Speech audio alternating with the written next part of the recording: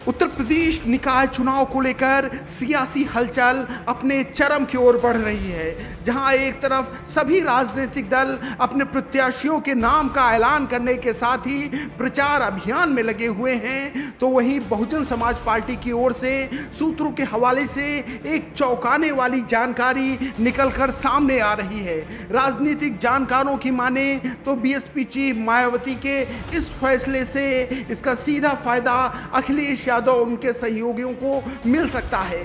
साथ ही भाजपा भी इसका पूरा फायदा उठाने का प्रयास करेगी। दरअसल सूत्रों के हवाले से ऐसी खबर है कि इस बार निकाय चुनाव में बसपा प्रमुख मायावती ने चुनाव प्रचार नहीं करने का फैसला किया है। अब अगर बसपा की सबसे बड़ी नेता मैदान में नहीं उतरेंगी तो इसका सीधा फायदा कहीं ना कहीं से समाजवादी पार्टी को जरूर मिल सकता है। इस बात को इसलिए और भी बल मिल जाता है क्योंकि अब अखिलेश यादव मुस्लिम यादव और दलित के फार्मूले को लेकर आगे बढ़ रहे हैं।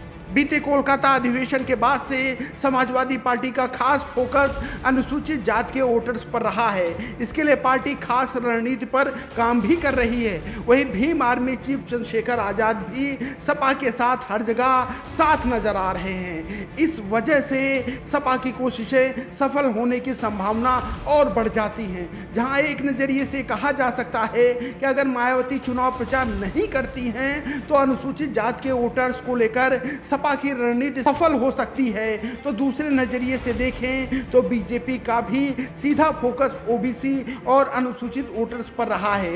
पार्टी ने इसके लिए कई जगहों पर सम्मेलन भी किए हैं। साथ ही बीजेपी अपनी सरकारी योजनाओं का हवाला भी दे रही है।